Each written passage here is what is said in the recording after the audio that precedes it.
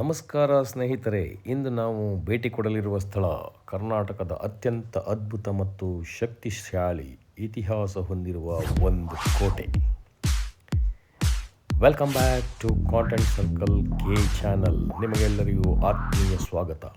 ಬನ್ನಿ, ಇವತ್ತು ಒಂದು ಮಧುಗಿರಿಯ ಕೋಟೆಯನ್ನು ನೋಡಿಕೊಂಡು ಬರೋಣ. ಇದು ಪುರಾತತ್ವ ಇಲಾಖೆಯಿಂದ ಬರೆಸಿರುವ ಫಲಕ. ಈ ಕೋಟೆ ಏಷ್ಯಾದ 2ನೇ ಅತಿ ದೊಡ್ಡ ಸಿಂಗಲ್ ರಾಕ್ ಬೆಟ್ಟದ ಮೇಲೆ ನಿರ್ಮಾಣವಾಗಿದೆ. ಇಲ್ಲಿಂದ ವ್ಯೂ, ಇತಿಹಾಸ, ಸಾಹಸ, ಟ್ರೆಕ್ಕಿಂಗ್ ಮತ್ತು ಪ್ರಕೃತಿಯ ಸೌಂದರ್ಯ ಎಲ್ಲವೂ ಒಂದೇ ಸ್ಥಳದಲ್ಲಿ ನೋಡಬೇಕು ಅಂದರೆ ಅದೇ ಈ ಸ್ಥಳ, ಮಧುಗಿರಿಯ ಸಿಂಗಲ್ ರಾಕ್ ಬೆಟ್ಟ. ಇದು ಒಂದು ಅತ್ಯುತ್ತಮ ಆಯ್ಕೆ ಟ್ರೆಕ್ಕಿಂಗ್ಗೆ. ಈ ವಿಡಿಯೋದಲ್ಲಿ ಮಧುಗಿರಿಯ ಕೋಟೆಯ ಸಿಂಗಲ್ ರಾಕ್ನ ಇತಿಹಾಸ, ವಿಶೇಷತೆ, ಟ್ರೆಕ್ ವಿವರಗಳು ಮತ್ತು ಭೇಟಿ ನೀಡುವ ಸಲಹೆಗಳನ್ನು ನೋಡೋಣ. ವಿಡಿಯೋವನ್ನು ಪೂರ್ತಿಯಾಗಿ ನೋಡಿ ಮಾಹಿತಿಯನ್ನು ಪಡೆದುಕೊಳ್ಳಿ. ಮಧುಗಿರಿ ಮೊದಲಾಗಿ ಎಲ್ಲಿದೆ? ಮಧುಗಿರಿ ಕರ್ನಾಟಕದ ತುಮಕೂರು ಜಿಲ್ಲೆಯಲ್ಲಿದೆ. ಬೆಂಗಳೂರು ನಗರದಿಂದ ಸುಮಾರು 100 ಕಿಲೋಮೀಟರ್ ದೂರದಲ್ಲಿದೆ. ರಸ್ತೆ ಸಂಪರ್ಕ ಈ ಊರಿಗೆ ಚೆನ್ನಾಗಿದೆ. ಬೆಂಗಳೂರು, ನೆಲಮಂಗಲ, ತುಮಕೂರು ಮಾರ್ಗವಾಗಿ ಸುಲಭವಾಗಿ ತಲುಪಬಹುದು. ಬಸ್ ಮತ್ತು ಖಾಸಗಿ ವಾಹನ ಎರಡೂ ವ್ಯವಸ್ಥೆಗಳು ಇದೆ. ಬೆಟ್ಟದ ಕೆಳಗಡೆ ಮಧುಗಿರಿ ಪಟ್ಟಣ ಇದ್ದು ಅಲ್ಲಿಂದಲೇ ಕೋಟೆಗೆ ಏರುವ ದಾರಿ ಆರಂಭವಾಗುತ್ತದೆ. ನೋಡಿ, ಬೆಟ್ಟದ ಒಂದು ಝೂಮ್ ದೃಶ್ಯವನ್ನು ತೋರಿಸ್ತಾ ಇದ್ದೀನಿ. ಮಧುಗಿರಿ ಕೋಟೆಯ ಇತಿಹಾಸ ಏನೆಂದರೆ, ಮಧುಗಿರಿ ಕೋಟೆಯನ್ನು ಮೊದಲಿಗೆ ಸ್ಥಳೀಯ ನಾಯಕರು ನಿರ್ಮಿಸಿದ್ದರು. ನಂತರ ಇದು ವಿಜಯನಗರ ಸಾಮ್ರಾಜ್ಯದ ನಿಯಂತ್ರಣಕ್ಕೆ ಬಂದಿತ್ತು.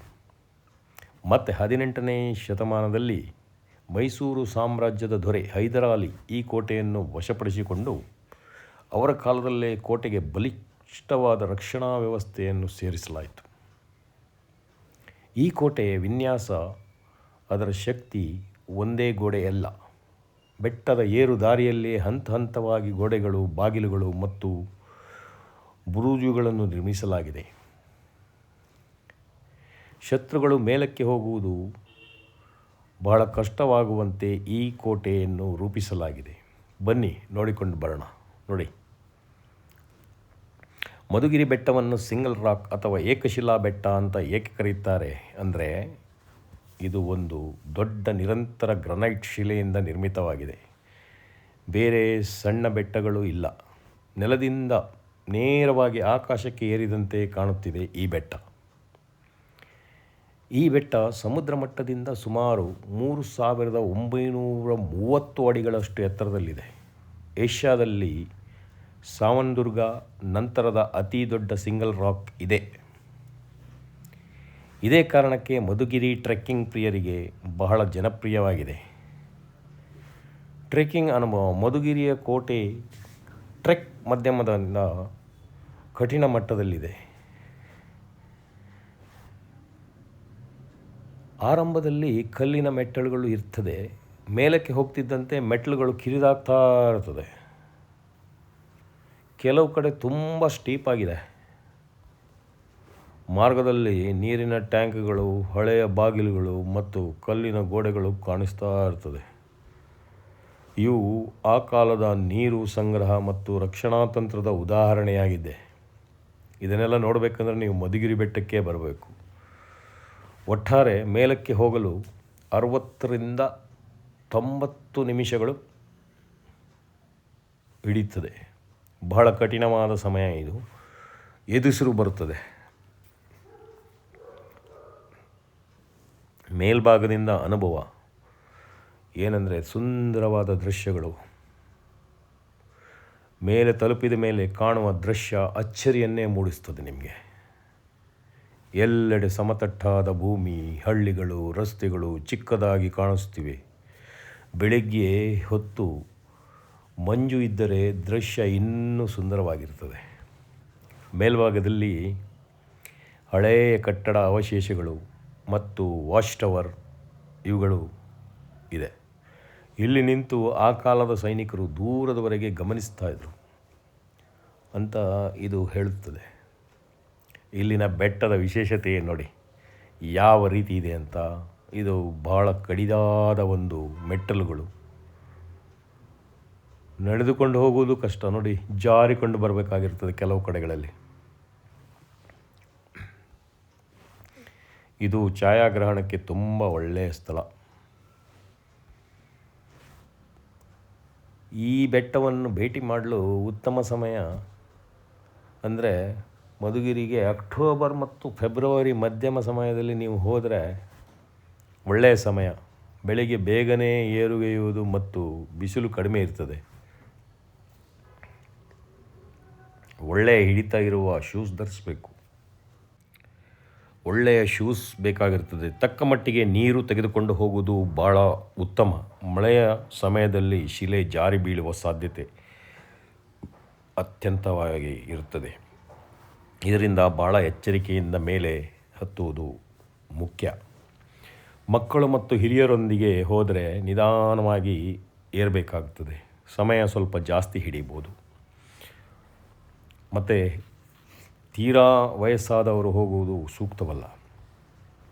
ಮಧುಗಿರಿ ಕೋಟೆ ಒಂದು ಪ್ರವಾಸಿ ಸ್ಥಳ ಮಾತ್ರವಲ್ಲ, ಅದು ಕರ್ನಾಟಕದ ಇತಿಹಾಸ, ಶಿಲ್ಪಕಲೆ ಮತ್ತು ಸಾಹಸದ ಒಂದು ಪ್ರತೀಕವಾಗಿದೆ. ನೀವು ಇಲ್ಲಿಗೆ ಹೋದರೆ ಇದನ್ನು ಅನುಭವಿಸ್ಬೋದು.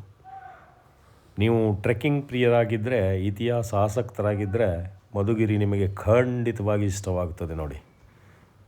ಈ ವಿಡಿಯೋ ನಿಮಗೆ ಇಷ್ಟವಾದರೆ ಒಂದು ಚಿಕ್ಕದಾಗಿ ನಿಮ್ಮ ಬೆರಳಿನಿಂದ ಲೈಕ್ ಕೊಡಿ ಮತ್ತು ನಮ್ಮ ಚಾನಲ್ನ ಸಬ್ಸ್ಕ್ರೈಬ್ ಮಾಡಿ ಹಾಗೂ ನಮ್ಮ ವಿಡಿಯೋಗಳನ್ನ ಶೇರ್ ಮಾಡ್ತಾಯಿರಿ, ಪ್ರೋತ್ಸಾಹ ಮಾಡ್ತಾಯಿರಿ. ಇದೇ ನೀವು ನಮಗೆ ಇನ್ ರಿಟರ್ನ್ ಕೊಡುವಂಥ ಒಂದು ಒಳ್ಳೆಯ ಅವಕಾಶ ನಿಮಗೆ. ನೀವು ವಿಡಿಯೋವನ್ನು ಪೂರ್ತಿ ನೋಡಿ. ಈ ವಿಡಿಯೋದಲ್ಲಿ ಕೊನೆಯವರೆಗೆ ನೋಡಿದರೆ ನಿಮಗೆ ಬೆಟ್ಟದ ಪೂರ್ತಿ ವಿಡಿಯೋವನ್ನು ನಾನು ಇಲ್ಲಿ ನಿಮಗೋಸ್ಕರ ತಂದಿರುತ್ತೇನೆ. ಇದನ್ನು ಮರೆಯದೆ ನೀವು ಪೂರ್ತಿ ವಿಡಿಯೋವನ್ನು ನೋಡಿ. ನೀವು ಟ್ರೆಕ್ಕಿಂಗ್ ಪ್ರಿಯರಾಗಿದ್ದರೆ ಅಥವಾ ಸಾಹಸ ಪ್ರಿಯರಾಗಿದ್ದರೆ ಈ ವಿಡಿಯೋವನ್ನು ಪೂರ್ತಿಯಾಗಿ ನೋಡ್ತೀರಾ. ನೋಡಿ ಎಂಥ ಒಂದು ಅದ್ಭುತ ದೃಶ್ಯಗಳು ಇಲ್ಲಿ ನಾನು ನಿಮಗೆ ತಗೊಂಡು ಬಂದಿದ್ದೇನೆ ನೋಡಿ. ಇವರು ಸಾಮಾನ್ಯವಾಗಿ ಬಹಳ ಯಂಗಿದ್ದಾರೆ ಇವರು, ಆದರೂ ಹತ್ತಕ್ಕೆ ಎಷ್ಟು ಕಷ್ಟಪಡ್ತಾ ಇದ್ದಾರೆ ನೋಡಿ. ಇಲ್ಲಿನ ನೋಟವೇ ಸುಂದರ ನೋಡಿ. ಇದು ಎಷ್ಟು ಸುಂದರವಾದ ದೃಶ್ಯ ಇಲ್ಲಿಂದ ಕಾಣಸಿಗ್ತದೆ ಅನ್ನೋದು. ಒಂದು ಬಾರಿ ನೀವು ತುದಿಗೆ ಹೋಗಿ ಅಲ್ಲಿಂದ ಈ ನಗರವನ್ನು ವೀಕ್ಷಣೆ ಮಾಡಿದರೆ ಆಹಾ, ಈ ಬೆಟ್ಟವನ್ನು ಹತ್ತಿದ್ದಕ್ಕೂ ಸಾರ್ಥಕವಾಯಿತು ಅಂತ ನಿಮ್ಗೆ ಗೊತ್ತಾಗ ನೋಡಿ.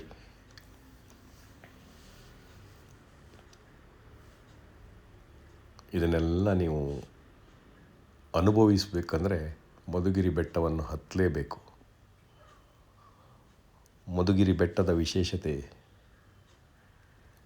ನಿಮಗೆ ಒಂದು ಸಣ್ಣ ವಿಡಿಯೋ ಮುಖಾಂತರ ನಾನು ತೋರಿಸಲು ಪ್ರಯತ್ನ ಪಟ್ಟಿರುತ್ತೇನೆ. ಈ ವಿಡಿಯೋ ನಿಮಗೆಲ್ಲರಿಗೂ ಇಷ್ಟವಾಗಿರ್ಬೋದು ಅಂತ ನಾನು ಅನಿಸ್ಕೋತೀನಿ. ನಾನೇನು ಹೇಳಲು ಬಯಸ್ತೀನಿ ಅಂದರೆ, ಈ ಒಂದು ಪ್ರದೇಶ ಅತ್ಯದ್ಭುತವಾಗಿ ಇದೆ. ಇದನ್ನು ನೀವು ವೀಕ್ಷಿಸಬೇಕಂದ್ರೆ ನೀವು ಇಲ್ಲಿ ಹೋಗಿ ಇದರ ಒಂದು ಅನುಭವವನ್ನು ಪಡೀಲೇಬೇಕು. ಆದರೆ ಇದನ್ನು ಹತ್ತುವ ಮೊದಲು ಪೂರ್ವ ತಯಾರಿಗಳೊಂದಿಗೆ ಹೋಗಿ. ಯಾಕಂದರೆ ಅಲ್ಲಿ ಹೋಗಿ ನೀವು ಮತ್ತೆ ಭಾಳ ಕಷ್ಟಪಡಬಾರ್ದು.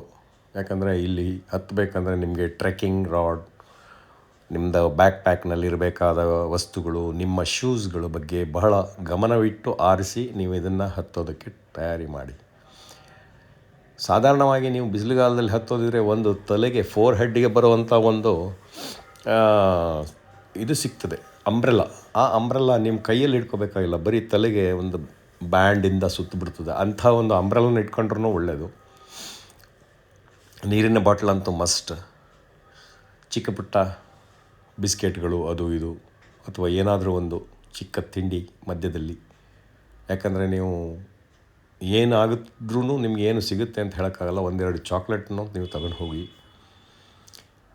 ಇದು ಅತ್ಯುತ್ತಮವಾದ ಒಂದು ಟ್ರೆಕ್ಕಿಂಗ್ ಪ್ರದೇಶ. ಇದನ್ನು ನೀವು ಸ್ವಂತ ಅನುಭವದೊಂದಿಗೆ ಇಲ್ಲಿ ಮೇಲೆ ಹತ್ತಿ ನೀವು ಇದನ್ನು ಎಂಜಾಯ್ ಮಾಡಿ ಅಂತ ನಾನು ನಿಮಗೆ ಕೇಳ್ಕೊಳ್ತೀನಿ. ಇದು ಕರ್ನಾಟಕದ ಒಂದು ಅದ್ಭುತ ಪ್ರದೇಶ. ನಿಮಗೆ ಇವತ್ತು ನಾನು ವಿಡಿಯೋ ಮಾಡಿಕೊಂಡು ಇದನ್ನು ಪರಿಚಯಿಸ್ತಾ ಇದ್ದೀನಿ. ಈ ವಿಡಿಯೋ ನಿಮಗೆಲ್ಲರಿಗೂ ಲೈಕ್ ಆಗಿದೆ ಅಂತ ತಿಳಿದುಕೊಳ್ತೀನಿ. ನಿಮಗೆ ಲೈಕ್ ಆದಲ್ಲಿ ಒಂದು ಲೈಕ್ ಕೊಡಿ, ನನ್ನ ಚಾನಲ್ನ ಸಬ್ಸ್ಕ್ರೈಬ್ ಮಾಡಿ ಹಾಗೂ ನಮಗೆ ಪ್ರೋತ್ಸಾಹಿಸಿ. ವಿಡಿಯೋವನ್ನು ಶೇರ್ ಮಾಡಿ, ನಿಮ್ಮಲ್ಲಿ ಹೈಪ್ ಇದ್ದಲ್ಲಿ ಹೈಪ್ ಮಾಡಿ. ವಿಡಿಯೋವನ್ನು ನೋಡಿದ ನಿಮಗೆಲ್ಲರಿಗೂ ಧನ್ಯವಾದಗಳು ಹಾಗೂ ನಿಮ್ಮ ಲೈಕ್ಗೆ ನಮ್ಮ ಧನ್ಯವಾದಗಳು. ಮತ್ತು ಇನ್ನೊಂದು ವಿಡಿಯೋದಲ್ಲಿ ಮತ್ತೊಮ್ಮೆ ಇನ್ನೊಂದು ಅದ್ಭುತ ದೃಶ್ಯಗಳೊಂದಿಗೆ ಭೇಟಿಯಾಗೋಣ. ಅಲ್ಲಿವರೆಗೆ ನಮಸ್ಕಾರ, ಧನ್ಯವಾದಗಳು.